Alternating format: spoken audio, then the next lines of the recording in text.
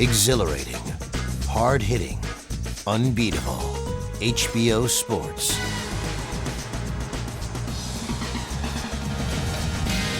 And now, the HBO Sports presentation, Boxing After Dark.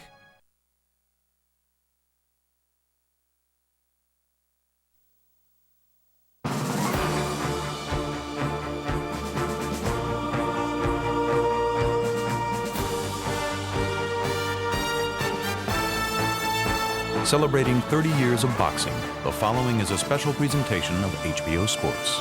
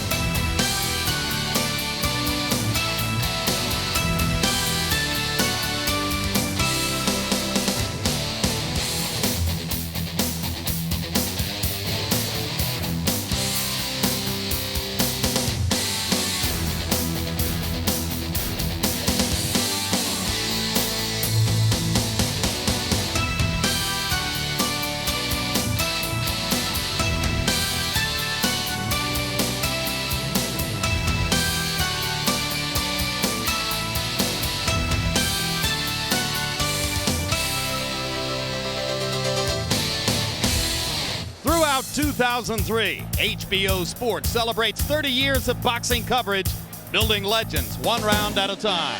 Tonight, we bring you a Boxing After Dark doubleheader from the Olympic Grand Auditorium in downtown Los Angeles. We start the evening with 122-pound champion Manny Pacquiao of the Philippines defending his title against Emmanuel Lucero of Mexico and the Bronx. Then in our main event, Fernando Vargas returns to the ring for the first time since losing to Oscar De La Hoya last September. His road back to the top starts against Fitz Vanderpool of Kitchener, Ontario in a 154-pound fight scheduled for 10 rounds. Since first it opened its doors to the public back in 1925, world champions of all eras have fought in this historic arena. Its tradition of hosting boxing's elite continues tonight as former 154-pound world champion Fernando Vargas from nearby Oxnard faces Canadian Fitz Vanderpool, looking to pull off the biggest upset of his career. Hello again, everybody. I'm Jim Lampley. We welcome you to this much-anticipated edition of HBO's Boxing After Dark, anticipated by us because of the chance to broadcast from here in the Olympic Auditorium in Los Angeles, which has long been one of the great meccas of the sport, particularly for Mexican-American boxers. Therefore, it's a fitting venue for Fernando Vargas's return to the ring and attempted return to glory following the embarrassment of his loss to Oscar De La Hoya last September, followed immediately by a positive test for steroids, a 9-month suspension, a $100,000 fine. And because Vargas is coming off of that trial in his career, there's a great deal of attention being paid to his body. Will it be different from the body he sported as he entered the ring against De La Hoya last year? Let's take a look at how Vargas looked in the weigh-in prior to the De La Hoya fight, when, obviously preening, proud of the musculature, which would give him a size and strength advantage over De La Hoya, he professed to be unaware of the steroids which were in his system and which turned up in the post-fight drug test. Since that time, an overhaul of the Vargas support team, a new nutritionist, a new physical trainer, and he says no more chance of the intrusion of steroids into his system after he claimed not to have known they were there. Working with me, of course, HBO Boxing After Dark analyst Emmanuel Stewart. Emmanuel, Fernando Vargas already had a size and strength advantage over Oscar De La Hoya prior to that fight. Why the steroids? What is with the constant obsession with his body? Well, I think Oscar's like most all athletes in all other sports. Everybody's trying to get that advantage. Even a lot of the women like having their bodies look muscular. But I think he's learned from that lesson that having muscles doesn't necessarily ensure victory. A lot of times the muscles that you pick up will actually work against you in a fight, particularly after the fight goes into the middle rounds. If you haven't scored a knockout early in the round, those muscles actually become very fatigued very early. And if you remember later on in the fight with Oscar, he was getting hit with punches that he could see coming, but he just couldn't even hold his hands up. And oftentimes the fighters now are learning that having a nice looking body is not going to ensure victory. Because if that was the case, all you would just go to a gym and see who could lift the most weights or who had the best body. You say, you're the new world champion. but it takes a lot of other elements to become a world champion, and not just lifting weights and having a good-looking body. And indeed, Vargas promises that tonight, with the more flexible body, he'll go back to the boxer-puncher style, which served him well early in his career. But let's turn to HBO boxing analyst Larry Merchant. And Larry, despite the humiliation of the loss to De La Hoya, despite the penalty for the steroid usage, despite his difficulties with the law a little bit earlier in his career, Vargas remains such a darling with Mexican-American fans that, for instance, he produces here in the Olympic tonight the first sellout in more than 2 decades, the largest gross gate ever in terms of money. What does that mean to him? It gives him street cred. Is that what they call it? They do. Which gives him negotiating cred for future fights, provided that he can restore his cred in the ring. And let's give some cred to his fans who didn't abandon him after that emotional showdown loss to Oscar De La Hoya. They're standing by their man. Indeed, and they will greet him with great passion when he comes into the ring in the second of our 2 fights. Now stick with us, because the preliminary fight we're about to show you could be sensational, and it could well be brief. Let's go to the tail of the tape now for 122-pound world champion Manny Pacquiao of the Philippines, taking on Emmanuel Lucero, originally from Mexico City. He's lived in the Bronx since 1990. They're both only 24. Pacquiao's already been a pro for 8 years. He's got a 2.5-inch height advantage. He's got a 1.5-inch advantage in arm length, measured from the armpit to the end of the fist. They weighed in within a couple of pounds of the 122-pound limit. Tonight, Pacquiao has put on 15 pounds in the 27 hours since the weigh-in, and Lucero has put on more than 12. Rules of the bout with our unofficial ringside scorer, Harold Letterman. The Manny Pacquiao-Emmanuel Lucero fight is scheduled for 12 rounds using the unified rules of the Association of Boxing Commissions. There is no 3 knockdown rule. Only the referee can stop the fight. In case the cut is caused by an accidental headbutt, we go to the scorecards after 4 rounds have been completed, and you cannot be saved by the bell in any round, including the 12th and final round. Jim. All right, Harold, it's Manny Pacquiao's first appearance in the United States since June of 2002. There have been wild rumors about his activities and difficulties in the Philippines in the intervening 13 months. Here's a closer look with Larry Merchant at Manny Pacquiao. As the most popular athlete in the Philippines, he has been a target of political guerrillas who twice try to kidnap him. They are assumed to be associated with Al-Qaeda. He has 6 bodyguards when he's in the Philippines, 4 for himself, 2 for his children when they are in school.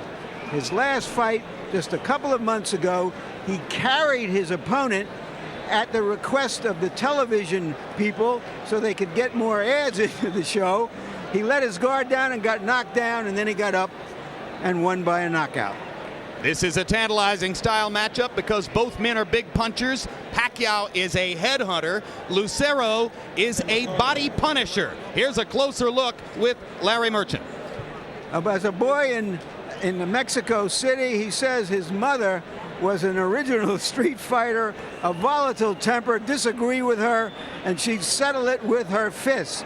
He too became a street fighter, but he did it for money. At the age of 10 and 11, he was getting paid $10 for street fights by a local promoter. And should he ever win the title, he would become a true cheese champion, or give it at least a new meaning, because he works in an Italian deli in the Bronx where he makes mozzarella. Beyond capacity crowd in the Olympic, they're psyched and ready. Here's ring announcer Michael Buffer with the official introductions. Ladies and gentlemen, welcome to the Grand Olympic Auditorium here in downtown Los Angeles, California, where tonight, Main Events is proud to present an evening of professional boxing for your entertainment. Brought to you in association with Miller Lite, the Mandalay Bay Resort Casino of Las Vegas, and HBO Sports. These bouts are sanctioned by the California State Athletic Commission. First bout is presented in association with Murad Mohammed M&M Sports. The 3 judges at ringside scoring this contest will be Gwen Adair, James Bagshaw, and Max DeLuca. And when the bell rings, your referee in charge of the action, Jose Cobian. And now, ladies and gentlemen, 12 rounds of boxing for the IBF Junior Featherweight Championship of the World. Introducing first, fighting out of the blue corner, wearing gold, blue, and gray, officially weighing 121 1/4 pounds. His professional record, 21 victories, including 12 knockouts, and he has one bout even. He's now fighting out of the Bronx in New York, but he is originally from Ciudad de Mexico. Damas y caballeros, here is the undefeated challenger, Emmanuel Lucero.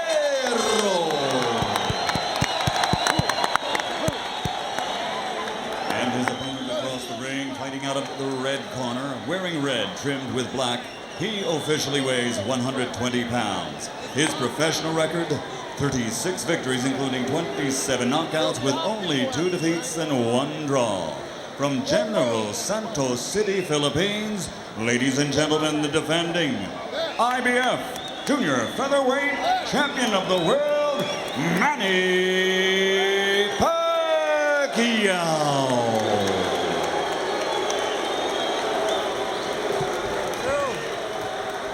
Archers up. Gentlemen, I already gave you previous instructions of the dressing rooms. Do you have any questions? Touch your gloves and come back with the belt. Good luck. Manny Pacquiao is one of the rare southpaws that's fun to watch, although Lucero undoubtedly will have a different perspective on that. Yeah, Larry, I think Manny Pacquiao is one of the best fighters in the world, pound for pound. What I've saw, we can do a little bit of everything.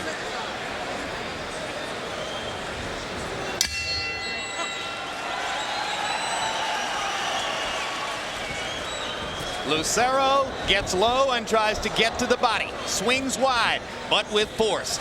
Pacquiao is a devastating over-the-top puncher who's best when he remembers to throw his jab, but often forgets and just engages toe-to-toe. Part of Pacquiao's job here, Emmanuel, is to remember to box, but he's basically been separated from trainer Freddie Roach for 13 months. How can Roach get him to do what he needs him to do with virtually no contact with the fighter? Well, the fact that he's worked with him before will help somewhat, but in addition to not working with Freddie, which he should have, he's been getting in a lot of trouble and not training properly, according to the reports we've been getting from the Philippines. Which he denies, we should point out. There was a report of one barroom brawl, and Pacquiao said, oh, no, just a couple of beer bottles that broke, apparently without help. Well, if you read between the reports, which I'm quite sure we did, I believe there's some truth to some of that. Lucero gets off a moment with Pacquiao pinned in the corner, and the crowd responds. Lucero, originally from Mexico City, will have the support of this largely Mexican-American audience in the Olympics. Very unusual to have a Mexican that comes from New York. But nevertheless, he is a Mexican, and the Mexican crowd has responded tremendously to him, even though Pacquiao trained here in Los Angeles.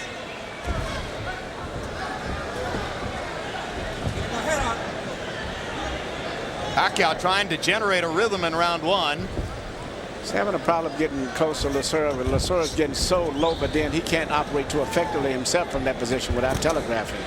Now Pacquiao manages to land a straight left hand. Hasn't made his jab effective so far. It's going to be difficult to do that if Lucero continues to fight in this exaggerated crouch. Yeah, it's almost like a crab where he's dropping it extremely low. And actually, according to the rules, you're not supposed to go below your opponent's waistline, which he's did on a few occasions. Now Pacquiao straightens him up with a left hand, and Pacquiao pins him against the ropes. Lucero trying to duck everything. He's ducking, but he can't operate too effective himself from down there. No, it's impossible to mount a counter offense when that's your defensive strategy, is to get that low. That's right, and I think Pacquiao is starting to get his just distance on him down.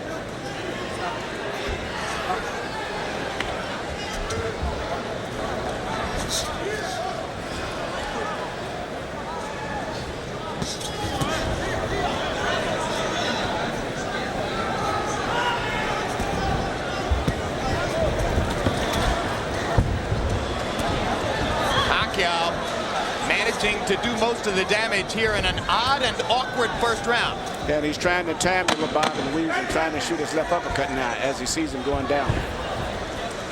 Lucero, increasingly defensive, hasn't thrown that many punches in the second half of the round. As we go to the corners, there will be interpreters in both corners. In Pacquiao's corner, where they will be speaking the Filipino native language of Tagalog, our interpreter is Ernie Kalua.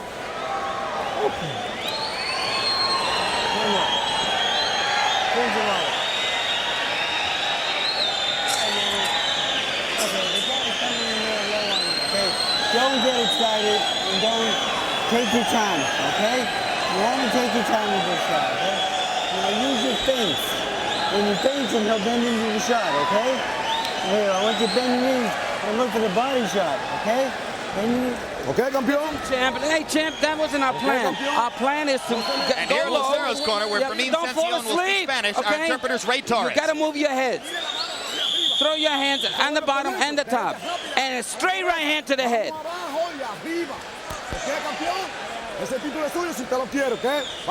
Lucero may have fought in that style in the first round, simply dealing with a case of nerves. He's never been in a fight against a major fighter.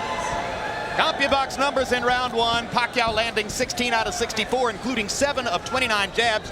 Lucero was only 5 of 41. If Manny can keep finding a way to throw nearly 30 jabs in the round, I'm not sure how Lucero is going to get at him effectively, Emmanuel. No, Lucero can't do too much effective there, and especially when it comes to throwing combinations. When you crouch that low, you can basically spring with one punch, and after that, you've lost your balance usually.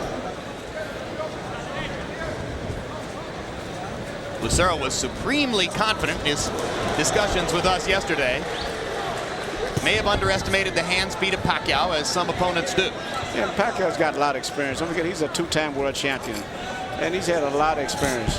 And he's gradually following the instructions of his cornerman, Freddie Roach, which is basically to jab, take your time, relax, and figure his man out. I don't think he's going to be able to hit him to the body that effective, though. Pacquiao taking advantage of a slow break at the end of that clinch to hit Lucero with a left hand over the top. Seems to have momentarily stunned Lucero. Now Pacquiao tries to continue the attack. As the fight goes on, Lucero's going to pull his head up more and more because he's going to find himself very much out of the fight when he's bobbing and weaving that low. Well, not to mention that it's going to be physically exhausting for him to try to stay down in that crouch. Absolutely.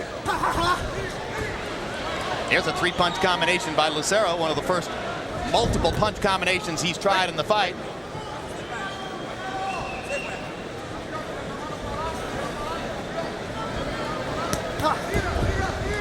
Lucero's hands look slow in this round. Body shot by Pacquiao and a big left hand. Again with the body. Lucero just taking the punishment and trying to duck away. And it's very physically tiresome when you're bobbing and weaving that low also. And everything that's happening on top of your back and on your shoulders tires you out a lot more.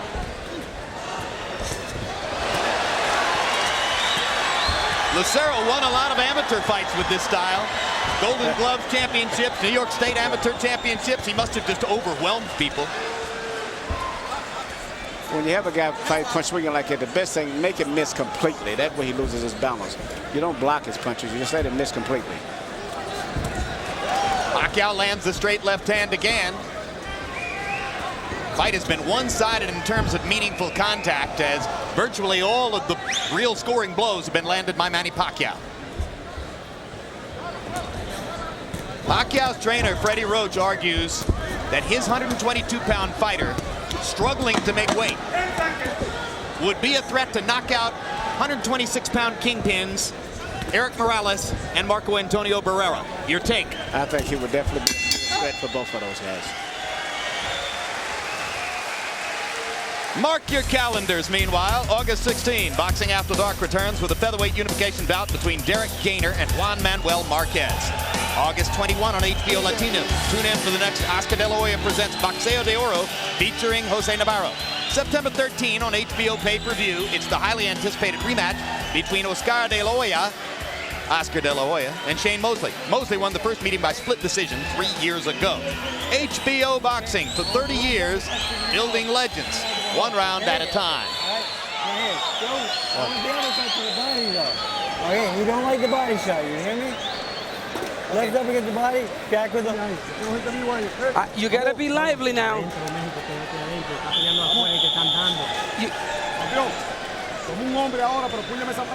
Notice that Freddie Roach is speaking English to Manny Pacquiao between rounds, and Pacquiao increasingly fluent in English, able to understand him. So we're not hearing from interpreter Ernie Kalua for the moment. CompuBox numbers in 2. Pacquiao, great round, 31 out of 66. Lucero, virtually non-existent, 4 out of 42. Pacquiao landing nearly 60% of his power shots through the first 2 rounds. And there's more accurate punching from Manny Pacquiao against a pretty tough target to find. Finally, Lucero gets in a counter left. Even if Lucero lands a punch, it may look impressive the way he swings. I don't think it's going to hurt Pacquiao because you can see it coming. Punches that you see coming don't hurt you. The punches that you don't see that hurt you.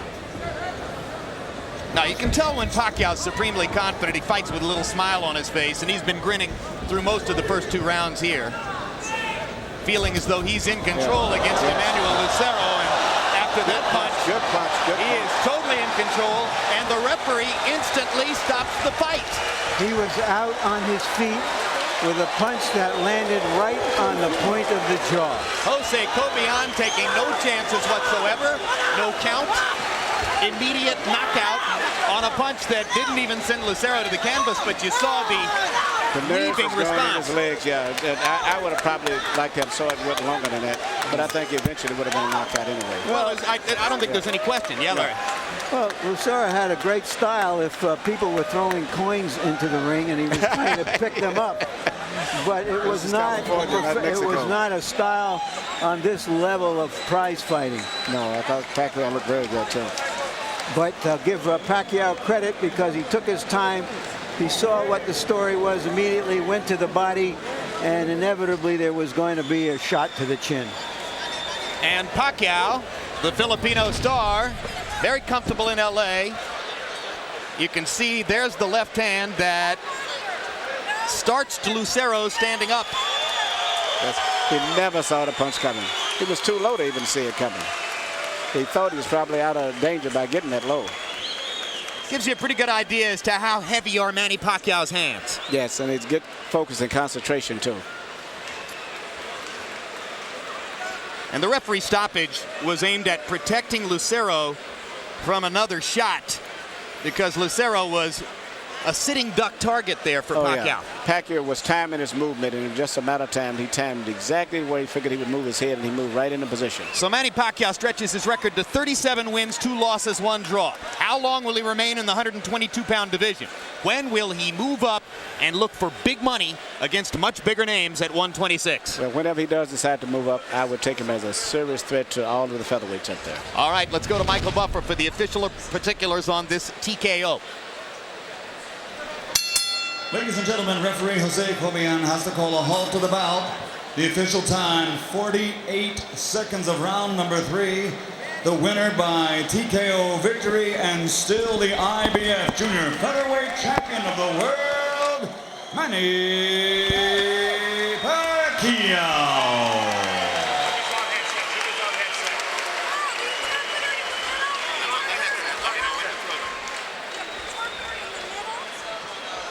All right, let's take a look at some CompuBox numbers which will demonstrate Manny Pacquiao's total dominance in this fight. Landing 56 punches to only 13 for Lucero. Throwing 48 more. Pretty good connect percentage of 38%. Remembered to throw his jab as he was supposed to do. And we'll take a look at power punches. Pacquiao ultimately blowing Lucero out of there, mostly with the straight left hand, landing 40 out of 89, 45%. And the knockout punch was a big straight left. Larry Merchant stands by with 122-pound king of the world, Manny Pacquiao. All right, thank you very much, Jim. Congratulations, Manny. When you saw him come out with that style in which he was bending at his waist almost down to the canvas, what was your first thought? Nung makita mong mababa ang kanyang strategy, anong ginawa mo pag-iisip? Relax and be careful to his overhand. So he was saying you would to be careful of his overhand. Did he look like an amateur to you, and you felt that it was just a very short time until you were able to connect? Mukhang bagito pa at kayang-kaya mo? I saw in the tape his fight before. I said I know I can beat him knockout before. All right, so you've scored a knockout. Where does Manny Pacquiao go now? Do you want to fight somebody like Paulie Ayala or some other top 122-pounder, or do you want to go right to the featherweight limit at 126? Kung nanalo ka, gusto mo bang labanan, tumaas ka, laban mo sa Ayala o featherweight, ano bang plano mo? First of all, I want to fight Barrera, especially Barrera, and Paulie Ayala, and anytime I'm ready, and anybody in featherweight division. Thank you very much. Again, congratulations, Manny. You heard Jim. His preference is for Paulie Ayala, but he'll fight anybody in the featherweight divisions, and anybody he fights is in for a fight. That's the one we want, Barrera. All right. Well, you know, Paulie Ayala, 122-pound fighter, also a southpaw, shorter than Pacquiao. I'm not sure that is as exciting or interesting a fight as if he goes up to 126 and looks for Morales or Barrera. That would be tremendously exciting, Emmanuel. It would be a good fight. And also, in the dressing room prior to the fight, I was with Freddie Roach, and Freddie said, ever give him a chance to test the waters at a heavier weight with a guy who's not a big puncher, because they consider Ayala a big puncher. Plus, Paul has been inactive. But regardless of what, I think that Manny is going to be a threat for anybody in the featherweight division. He's a good, balanced-out fighter with a lot of experience also. Southpaw punchers, rare in boxing. You developed one, Michael Moorer, who ultimately went on to become the heavyweight champion of the world. Why are southpaw punchers so rare, and where does an anomaly like Pacquiao come from? Well, most southpaw fighters years back, going back to the days of Chuck David, it was always busy by the guys. They usually tried to out-punch a guy. They never concentrated on punching power. Marvin Hagler, who fought as a southpaw, was really right-handed. And in recent years, we've had quite a few fighters who come along who are punching very much. It used to be the right jab they would just use trying to outscore points. But in recent times, we had a lot of good power punchers. One of my favorite power punchers I had, in addition to Michael Moore, was Jesse Benavidez, who, by the way, was really right-handed. That's why he knocked out like Michael Moore, who was a southpaw, but both of those guys were really right-handed. So I trained them to move guys to their right, where they can catch with right hooks and right uppercuts. Manny Pacquiao, the billiard shooting sensation of the Philippines, scores another typical devastating knockout. His future looks exciting. Still to come here on HBO's Boxing After Dark. The main event represents the return of Fernando Vargas, trying to shake off the bad memories from his loss to Oscar De La Hoya a year ago. He'll be in the ring in the next bout against Fitz van der Poel, who is the #1 rated contender under one governing body's rankings, but is a heavy underdog against Vargas here tonight. HBO's acclaimed documentary series Sports of the 20th Century returns this fall with The Curse of the Bambino. This film relives every Boston Red Sox fan nightmare, starting with the day owner Harry Frazee sold Babe Ruth to the Yankees, through Bucky Dent's home run in 1978, to the ground ball that went through Bill Buckner's legs in the '86 World Series.